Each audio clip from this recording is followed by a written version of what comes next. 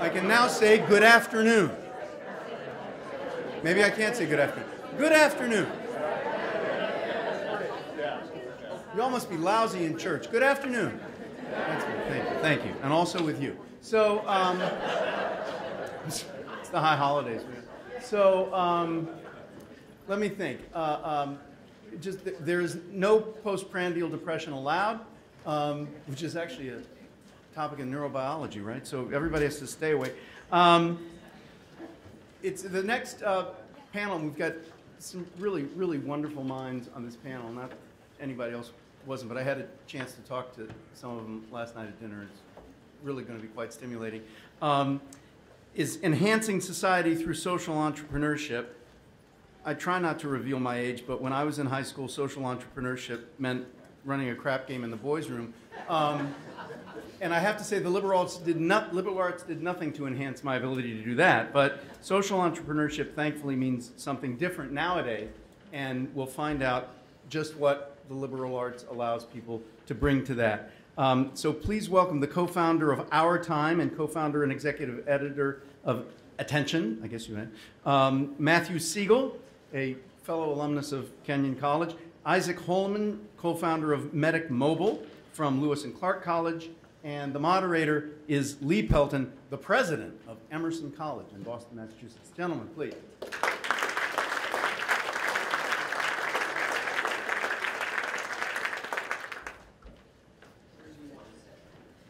Wherever you're not. You should be in the center.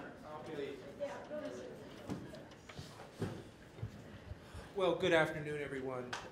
You know, at the beginning of the new school season, I've managed to catch a cold, and so I hope that you will bear with me. It reminds me of what Mark Twain said about Richard Wagner's music. It's better than it sounds. So ask for your indulgence. You know, one of the fascinating aspects of our industry is that our customer is also our product. And so today we're going to have a lot of fun because we have an opportunity to engage with the customer qua product. And our topic is social entrepreneurship, or to put it another way, the way to make money while doing good. The social entrepreneur seeks to add rather than extract value from human society. The social entrepreneur transforms financial capital into social capital. And there are some obvious examples of that. But we ask ourselves, are philanthropists, environmentalists, or someone who starts an NGO in an impoverished village in a developing country a social entrepreneur? And the answer is yes. So that when we think about social entrepreneurship, the term is complex and multi-layered. And today we'll hear from two social entrepreneurs. One, as you heard, is a co-founder and editor of a media company that informs, educates, and empowers the millennial generation as well as encourages social change. The other is a social scientist who actually majored in biochemistry and a co-founder of the nonprofit tech company called Media Mobile, whose work is about seeing complex health systems from the perspectives of the poor and marginalized and responding pragmatically. They share several important traits. They both are astonishingly and even obscenely young and successful. They both have leveraged the convergence of media and new technologies to create a business that produces a social good. And they were both entrepreneurs in an age of entrepreneurship that is really dominated by young people, as we well know. And they both were educated at two notable liberal arts colleges, Kenyon and Lewis and Clark. We've obviously today we've heard about the enduring values of liberal learning and how they frame the work that we do. It also frames social entrepreneurship as it asks us to think about education as the process by which our students begin to deepen their connection to the world around them. And in fact, I would argue that the process of comprehending the profound connectivity of the individual self to all that lies outside of the self informs much of what we teach and how we teach it in our liberal arts colleges. And it's in this sense that our students learn to serve humanity, or as the ancients remind us, how to become fit company not only for others, but for themselves as well. So, you know, we live in this age of enormous change. I have 3 children. One's 26, one is 22, one is 16. In technology time, they represent different generations. So the world is moving quickly. And so where I want to start this is from the perspective of your entrepreneurship. And I want to ask each of you just to talk briefly about your journey, how you arrived to where you are today. And you want to go first? I'd be happy to go first. Well, thank you for having me. I also want to thank Georgia Nugent, who is my old pal from Kenyon College. Thank you for putting this wonderful event together. First of all, the term social entrepreneurship also was a poker game in the bathroom back when I was in college. I'm not as young as I once was. It's definitely none of us are. It's definitely evolved in my time, but I think, and I was talking about this with President Pelton briefly at lunch. I think what's most uniquely defining about our generation, before I get to my story real briefly, is the fact that we've grown up at a time post-recession. We've entered the marketplace, the workforce, at a time when we realize we have an obligation and a necessity to not just enrich ourselves, but to ultimately enrich and empower others. I think this idea of personal accumulation of wealth and the Gordon Gekko era of greed is good is something that's repugnant to most millennials. And therefore, not only are young people more fulfilled, but they actually work harder if they're a part of businesses and companies that have a social footprint as to merely just a financial one. And so social entrepreneurship is, yes, something that ideally Isaac and I reflect, but it's also something that's in the very fabric and DNA of most people in our generation. I think that's possibly the best and brightest part of millennials today. So with that said, I actually got started in a very fortuitous and almost accidental way. I was a first-time voter in 2004 at Kenyon College, my freshman year at Kenyon, during the Kerry Bush election. And our school had the longest voting lines in the country. They were about 12 hours long at their greatest duration. And I was 19 at the time and incredibly frustrated. So I decided after that experience, when we saw all these people who were disenfranchised and who were waiting in line to vote till 3 or 4 in the morning after the networks had already called the presidency for George W. Bush, that I had to do something about it. And so at first I spoke out. I testified to Congress at age 19, which was a wild experience. I basically had no idea, because they didn't teach civics in high school where I went, how Congress even worked. So I had to learn that on my feet. But eventually then got an education around how politics work, both through the professors in classes at Kenyon, as well as just trying to learn things as I got to experience them and figure them out due to my own frustration and at times outrage with the political process. And I started a student organization which eventually became a national one called OurTime.org, which still exists. Our Time is one of the largest voter registration organizations in America. We registered about 350,000 people to vote in 2012 and have registered tens of thousands since. We hope to have a big role in 2016 as well by leveraging pop culture, by leveraging different organizers to help register people to vote online and to meet them where they live online through technology we've built. And since being in the voter registration and voting rights game, I eventually realized that the bigger problem with why civic participation is so low, and I realize our lunch speaker talked about the fact that civic participation is abysmally low in this country.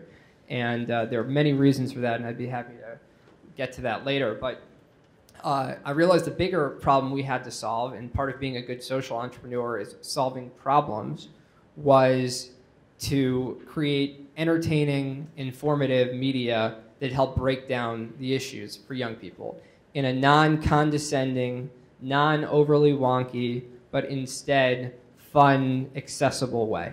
And that was the genesis of Attention, ATTN, which is the new media company my colleague and co-founder Jarrett Moreno and I are running. And we put together a financing round, launched the company about a year ago. We have about 24 people. We're based in Los Angeles. And we program content through video, through social media, and through a journalism and writing team. And we're up to about 7 million visits a month and over 20 million video views per month.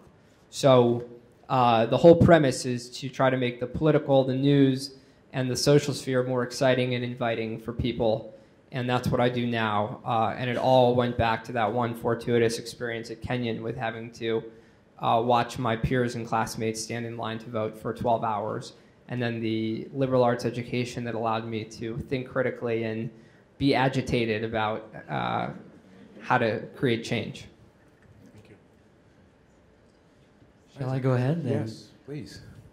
Thank you so much for organizing this event and bringing us here in such grand company. It's been very exhilarating today. I am here, I wear a number of hats, and I want to talk today mainly about Medic Mobile. We're a nonprofit tech company that equips healthcare workers to use digital technologies to provide better care and reach more people. So we have about 30 staff. We've worked in more than 20 countries, equipped several thousand health workers with a total footprint touching the healthcare of several million people.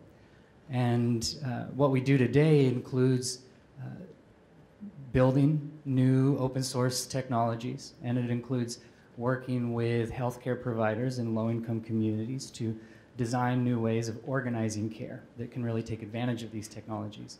And that's different than how we started out. So to kind of rewind and give you a bit of the story that led up to it, I grew up in a small agricultural community in Oregon, the son of public school teachers, and my favorite class in high school was auto mechanics, and I've always loved tinkering. And I attended Lewis and Clark College, thanks in no small part to my wrestling coach, who happened also to be an English teacher, having convinced me that I was a Renaissance man. I didn't know what that was, but I knew it was associated with liberal education or something of that sort. So I started at Lewis and Clark after a gap year as an exchange student in the Netherlands, and was just exhilarated and very inspired by some professors who I formed early relationships with, by the social justice community on campus. A couple of other speakers today have talked about going to college and taking the covers off of the universe. And it really felt like that for me. I had a growing commitment in those early years at Lewis and Clark to pursue studies in medicine. So I was no longer focused on becoming an auto mechanic, and specifically to be a doctor with and for the poor. And so I majored in biochemistry and molecular biology, and I loved the science. But most of my extracurricular time was spent in the area of critical medical humanities, and that included a combination of a reading group where we were at a pretty young age engaged in the primary literature in anthropology and sociology, and it also included advocacy work around healthcare reform in Oregon, and was very involved in passing health reform legislation in the state of Oregon that preceded the Affordable Care Act by about 2 years, and had already implemented some of the main pillars of that legislation. Partly related to that, I got involved using social media for advocacy organizers, and again, I liked tinkering. And for a few years with a dorm mate in college, worked on a startup related to that. But I always saw that as a side project. Medicine was the serious business. And when I was approaching my 4th year of undergrad, I was thinking about studying for the medical entrance exams and decided instead that I wanted work experience. And so I started talking with friends who were working abroad. I was, at this point, particularly interested in Eastern Sub-Saharan Africa. And I had a friend who was working in the region. And I said, do you need help, running errands, mopping floors? I'm good at driving a car, anything to get work experience. And he said, well, you've done some technology projects, right? We want electronic medical records. Can you do that? And I said, sure. Didn't know what it entailed, but I was aware that the hospital he was working with was affiliated with another organization that had helped develop an open source electronic medical record system. And open source was a thing I understood. I know how to learn from open source communities. And so I said, sure. And the other thing that they were interested in was helping manage their program of community-based health workers. These are lay health workers who receive some basic on-the-job training to provide care in the communities where they live. He said, can you help us do that training as well? And I said, sure. And then there was a pivotal insight, which at the time wasn't a flash of genius. He asked me to work on 2 projects, and I thought, I wonder if these overlap. And that thinking, so how would community-based, minimally trained lay health workers engage with a digital information system? It's not going to be with laptops, it would be with phones. And all across the African continent, it's still the fastest growing market for mobile phone users. And it's, you ask a lot of people will say it's the biggest change in the last decade on the African continent is the spread of mobile telephony. And it's affecting every area of life and commerce on the continent. And a lot of new opportunities to use it to improve the way that we deliver healthcare. I ended up meeting a co-founder online. At first, we were just brainstorm partners and eventually decided to work together before ever having met in person. My first year, we didn't intend to start an organization, but I had a 1-year fellowship that was meant to be a sort of gap year before going on to medical school, which never happened. And I working there, realized that no one else is using digital technologies in these communities in rural sub-Saharan Africa, but it's possible and it's important. These are communities with really basic medical infrastructure issues, very high child mortality, low rates of immunization, antenatal care, and we can improve the reach of known medical interventions if we improve the way that we organize and deliver care. And so through that journey, I started seeing my role shifting.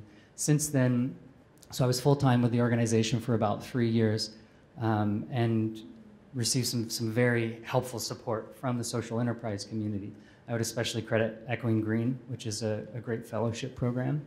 And then in 2012, I started graduate school, and I'm at the University of Cambridge. I did first a master's in sociology, and now I'm in a PhD program, which is an interdisciplinary innovation studies program.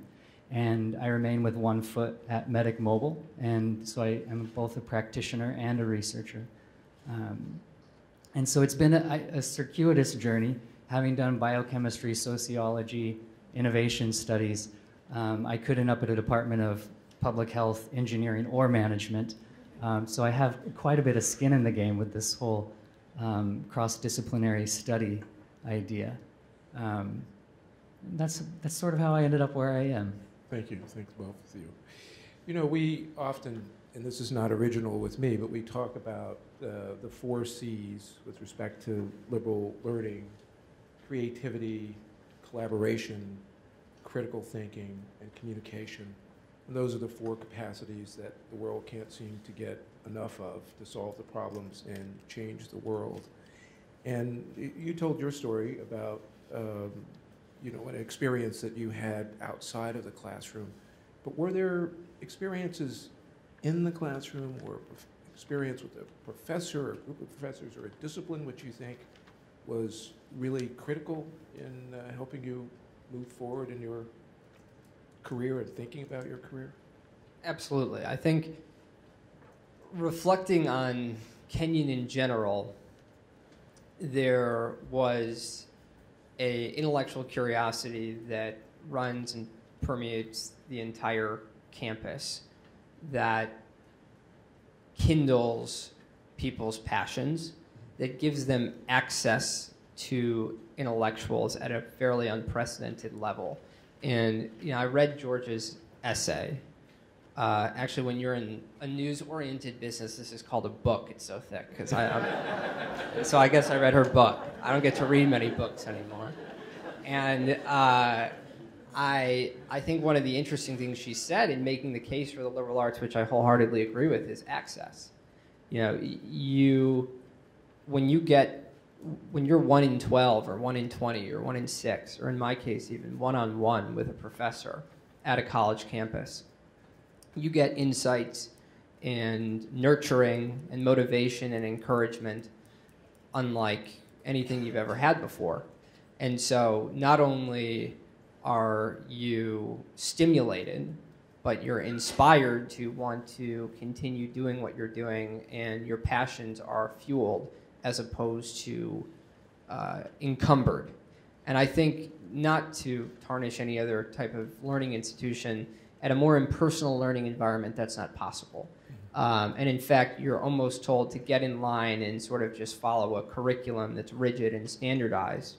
Not much is standardized about a place like Kenyon College, or I'm sure many of the liberal arts colleges that are like it. That said, the most surreal experience I had recently, which I just had a really fun time sort of telling the professor, was I came back to Kenyon to give a speech about 2 years ago from the student lectureships about political activism. And I was only there a day, but I had time to meet with the former chair of the sociology department, who was a professor whose class I took on mass rampage shootings. And I said, well, this is the kind of class that does not ostensibly appear useful to any kind of career I'd ever have. But anyway, and it's a sad, but to a certain degree, also fortuitous. With all the mass rampage shootings we've had and the ones that we've covered from attention's perspective, the learnings I took from that class about how the certain archetypes of these shooters fit a very specific pattern, how they're bullied around a lack of masculinity, how they use guns to assert their masculinity, how they come a lot from rural areas, how they're generally white males. All that stuff went back to Kenyon College, and I was like, holy moly, I'm an expert at this. Because of a class that I thought was like the most intangible, self-indulgent thing I'd ever enroll in. But that was one of those moments where I said, Kenyon really did prepare me to be a killer in the newsroom. That was a horrible pun. I didn't mean it like that. But that is sort of how I guess I'd answer your question. Matthew, Isaac, do you have a story? Or? Yeah, I'd share a specific one with Deborah Lycan, who is a molecular biology professor at Lewis and Clark. And she ended up being my thesis advisor. At this time, I was a first-year student, and she was teaching the lab component of an intro molecular biology course. And on the first day of the lab course, she explained to us that she had designed these experiments, and that over the course of the semester, we in small groups would be conducting them. And these were legitimate experiments that had never been done, and specifically on ribosome biogenesis in the model system Saccharomyces cerevisiae, which is sort of like baker's yeast. And she said on the first day, there's no one in the world who can tell you what your data will mean. You're going to have to analyze this. And we kind of sat back, and it was like, I came here to get knowledge. We're going to produce knowledge? I hope I don't screw up knowledge. It was pretty intimidating, right? But I go back to this all the time. I cherish that memory because I think it's a great example. When we talk about liberal education, it's more focused on a manner of inquiry than it is on subject matter. And I have a great brain for memorization, and she would even write in the margins of my exams, don't memorize the names of these proteins, I don't care. You need to explain a process to me, you need to show me something analytical. And that was incredibly helpful. And at the same time, I was taking courses in sociology as well. And there was a very different kind of default mode of inquiry there. You know, I was learning from ethnographers who would say, go get your hands dirty, sink your teeth in, cultivate a gut feel for some particular situation. And comparing that with controlled experiment was really important. It wasn't, you know, when I think about liberal education involving multiple disciplines, it isn't that you have multiple subject matters. At least for me, it was about going through the experience of comparing and contrasting different modes of inquiry and saying, when is this useful and in what ways is this useful? And you know, when people ask me now, what can you do with a liberal arts degree? I often say, be your own boss, because what you learn is how to inquire into some particular situation and figure out how you're going to operate there when there's no one in the world who can tell you what to do. And that was extremely important for me in the organization I helped start later, because we're talking about using digital technologies in places where they basically weren't being used in the healthcare setting. And we had, you know, a number of health workers who, you know, in our first projects, less than half of them had owned electronic devices before. So it wasn't just that they didn't own phones, it was that our training started with instruction about electricity and how, for example, you don't wash a phone in a bucket of water. And so that, you know, this wasn't a kind of field of endeavor when I was in college. And now, as a graduate student, I've had an opportunity to be involved in designing the curriculum for one of the very first master's level courses on this subject, but it just didn't exist a few years ago. And I would argue that this isn't very uncommon.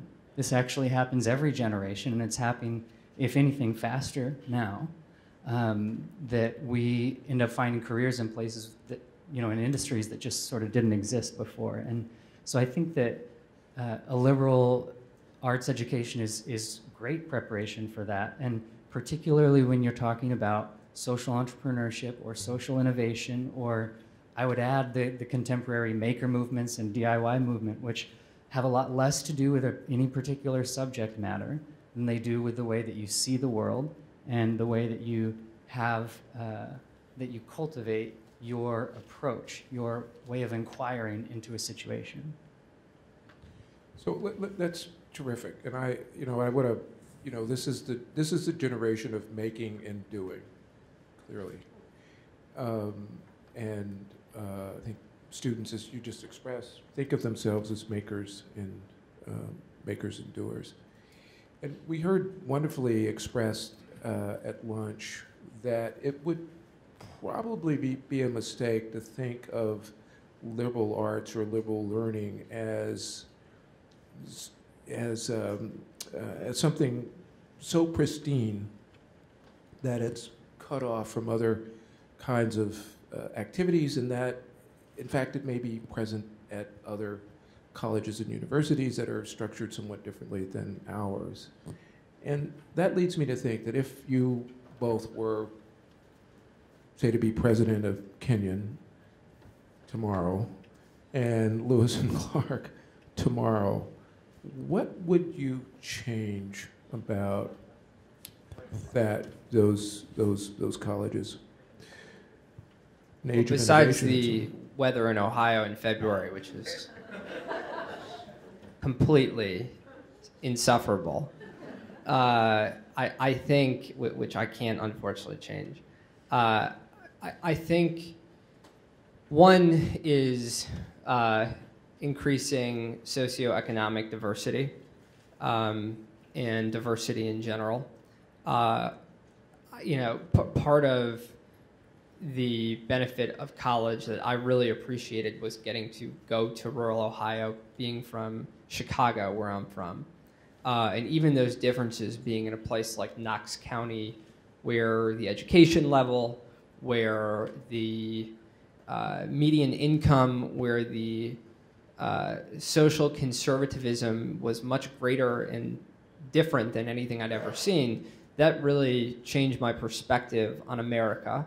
And getting to meet students who were from poor backgrounds, who were from other countries, that was incredibly fulfilling as well as students who were from incredibly privileged backgrounds, and seeing them have to interact with people unlike them and their peers from their earlier past.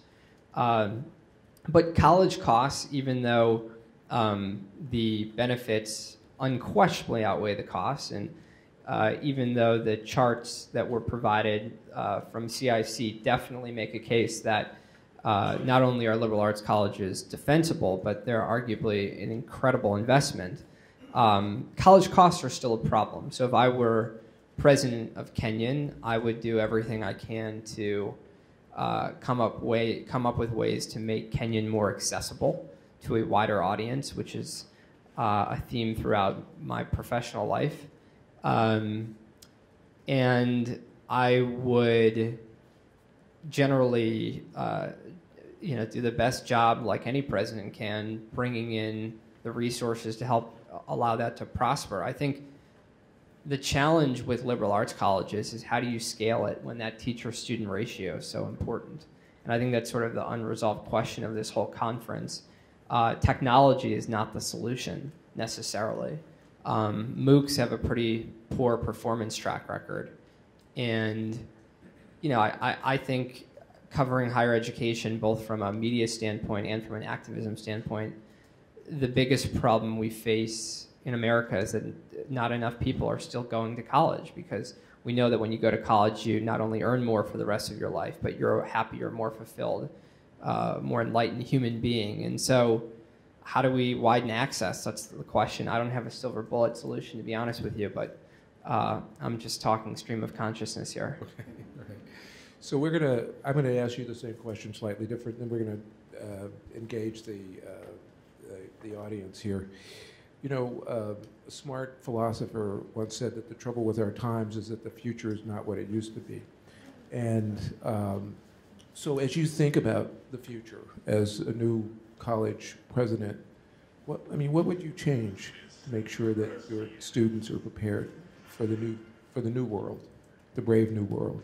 It is a difficult question and an intriguing one. And I would first, agree with Matthew about what I wouldn't change. I'm not worried about MOOCs. I don't think liberal arts programs have to worry about MOOCs. And I say that as a big fan of MOOCs and as someone who would like to teach one on particular topics, but they really epitomize the kind of superficial technical learning that has important roles in society. I think particularly for postgraduate continuing education, to kind of top up when you already have learned how to learn.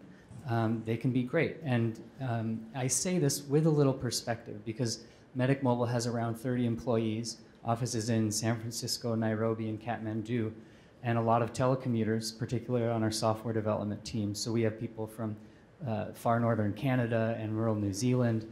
It's a highly distributed team, and the more distributed you are, the more you really try to make that work, the more acutely aware you become of how valuable FaceTime is. And you start to recognize a mile away, I see a conversation coming that we shouldn't do online. And we have a budget for team retreats because a lot of things, intimate conversations, are important. That's when big changes happen, and they need to happen face to face. Thank you.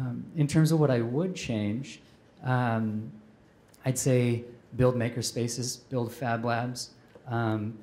It has more to do with experimentation than it does with technical education. You don't necessarily need to give people content, give them tools, give them space to get their hands dirty, scrape their knees, and do something fun, gain some confidence with that. And the other thing I would say, if I had one regret in the way I organized my education, was that there were just so many classes I wanted to take, and I also wanted to show that I had a work ethic and was ambitious. And I kind of made a point of always taking 18 or 20, 21 credits a term, and that was a mistake. And I got to take some extra really cool courses because of that, but I also I understand now that stretching yourself to capacity forces you to trend towards, satisfying requirements rather than really deep learning. And so I really, now when I talk to people about, undergraduate studies anywhere, but particularly in the liberal arts, I say, take 16 credits, make sure at least one of those classes is easy. And if you think you can do better than well in 16 credits, then pick one course, let it be one of the harder courses that term, and become one of the best 10 students that professor has ever had. And if you do that once a term, one course a term, you'll be one of the top students that university has ever produced. It's more than any employer or fellowship program or graduate school will ask for. And you get a lot more depth. And I had professors and mentors tell me, oh, you don't need to take so many classes. But that was a hard lesson for me to learn, right? And so I think that having these kinds of conversations about what the liberal arts is, how it's different from other approaches to learning, is really important throughout the course of study. And we had really substantive conversations at Lewis and Clark about this during new student orientation, and to some extent it was retained through the freshman year core curriculum. But I would say do a lot more writing about what the liberal arts is throughout, including to the senior capstone level. Thank you very much. I think we have time for about 10 minutes. Yeah, so we have time for a few questions. I just want to say to thank you, not just you, Lee, for eliciting this, but to our two social entrepreneurs for mentioning a word that may have been mentioned this morning, but I didn't remember it or don't think it was made so vividly. When that word, you both mentioned inspiration.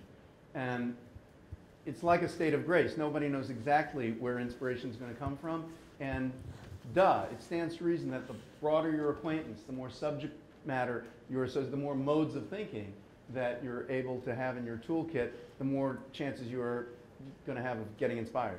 So it's a wonderful point. Thanks. Questions for these criminally young people? Now, these are old people. They know it all. No, there's the young people. There. Yes, all the way over there. Hold on one second. Yes, you do. No, that's fine. You won't be heard on the tape. Okay. I wanted to go back, maybe take a little bit different tack on the question of if you were president, and ask more specifically, having done what you've done now, what do you wish you'd had while you were in school that would have fostered your development more quickly or given you more confidence earlier, so that, and perhaps even that you all have taken this path, but did you have friends and others who you think may have come along a path more similar to yours if they'd had the kind of exposures you've had in either in the classroom or otherwise? And before we answer, tell us who you are. I'm Samantha Gary. I'm on the Board of Trustees of St. Lawrence University. Thank you. Thanks for the question. We actually spoke about this at lunch. I actually think something that more liberal arts colleges ought to embrace is the idea of startup accelerators on college campuses. I definitely believe that liberal arts environments are places where entrepreneurship of all kinds can thrive. And if with modest funding, I mean very modest funding, $5,000 to $10,000 per organization or company idea that you can apply for and win, if colleges could raise that kind of budget, I think that kind of seed money can very much enable great ideas to come to fruition. And not to say that Kenyon or my particular college didn't have a student activities budget, because they did. It was generally allocated toward existing or incumbent student groups who've been around for years and years. And I think it would be an interesting idea to experiment with the idea of new funding for companies that students conceive of or nonprofits that students conceive of while on college campus. I know you didn't ask me, but I'm going to comment on this briefly. So we have, actually at Emerson, we have an accelerator program, an incubator program. It's one that I had wanted to establish. I turned it over to senior administrators. A year later, no traction. I brought in 2 senior students who I knew were interested in this, and I said, I'm going to hire you as independent contractors. You design this program. They designed it 30 days. I said, now I want you to pitch it to the trustees at our October meeting, which they did, and the trustees wrote checks on the spot. And that program is up and running, and it's highly successful. We also have a reverse mentoring program at Emerson where we actually ask students to come in and mentor us on social media. And really, I mean, it's really very, it's very useful. So my takeaway is that there's a lot of talent there, and we ought to use it, and I think it's underutilized. All right. Isaac, did you have an answer? Yeah, I would say specifically, Lewis and Clark, when I was there, didn't have an entrepreneurship program. They now do have a Center for Entrepreneurship, big focus on social entrepreneurship, and there's a venture accelerator as part of it. They don't have a fabrication lab or like a make space yet, but I think it might be in the cards. And one of the things that I was just thrilled to go back to Lewis and Clark and participate in getting this entrepreneurship program started. And one of the things we talked about a lot is that it doesn't have anything to do with, caving into pressure from politicians to provide more technical education. And if you actually take seriously what entrepreneurship scholars say about the nature of entrepreneurial activity, is that it's not a technical enterprise. It's distinct from management or public administration in that sense, in that people find it very hard to really distill what it is entrepreneurs do. There's a lot of disagreement about what it entails, but generally it's understood as a distinctive and important kind of change making in which people shift resources from areas of lower productivity to higher productivity. And the characteristic is that it's pattern breaking. So the way academics use this term, it's not to refer to just anybody who started an organization. It's to refer to new ways of organization that disrupt the status quo. And so that's why you hear it associated with terms like creative destruction or disruptive innovation. And we talked about this with our board of trustees to say, this isn't like we're adding the vocational component to the liberal arts degree. This is a distinctive and profoundly important kind of change making. And it's an opportunity for students to experiment and build their confidence in this area. And we also had trustees write checks on the spot, 6-figure checks, actually. At this rate, I think we have room for one more question, if anybody has it. Yes. Hold on. And please identify yourself. Thank you. Jay Lemons from Susquehanna University.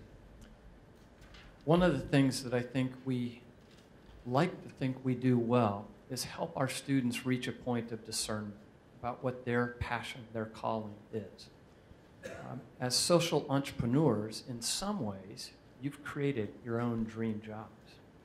I'm curious about whether that, in fact, is so, and I would love to have you all project 25 years down the road. What do you want to be doing? What do you want your impact to be? Isaac, I'll let you go first. Oh yeah, I'll field the easy ones. It is a thing I think about a lot, and so my personal experience is I do tell people all the time that the liberal arts approach is great if you want to rise above the rat race. And, if you want technical training and to enter into the rat race, then pursue technical training alone. And if you want to rise above the rat race, pursue a more liberal style of education. And I really think a lot about the process that entails. And so to answer your question by way of evading it, I would say that for me, the process of discernment has been much more important than the content. And I certainly don't feel like I've gotten to a point where I discerned, where it was a thing I could talk about in the past tense. I did become my own boss. I started an organization that's been very successful, And as soon as I was able to replace myself, I said, all right, I'm going to stay involved as, on the board of directors. I have a strategy role. I'm going to graduate school. I'm going to do a PhD in innovation studies. So I am actively discerning at the moment. And as we were talking about over lunch, I don't know what kind of academic affiliation I might have in the next decade or beyond. And I don't know in what ways that will combine with Medic Mobile. But I expect it to continue unfolding. I'd say top level, my mission is to get more people involved in civil society and specifically in voting and being active citizens and participants in shaping the future of our country. And to whatever capacity I ultimately do that in, that's the end goal. Because I've been brought up with the mantra that you either help write the menu or you're on the menu. And we definitely don't want to be served for lunch. Well, I want to once again thank, it's one of the great things about today is the different perspectives that we're getting on many of the same things, I suppose, but to hear them articulated in such different and consistently brilliant ways is a real pleasure. So my thanks again to Matthew Segal, to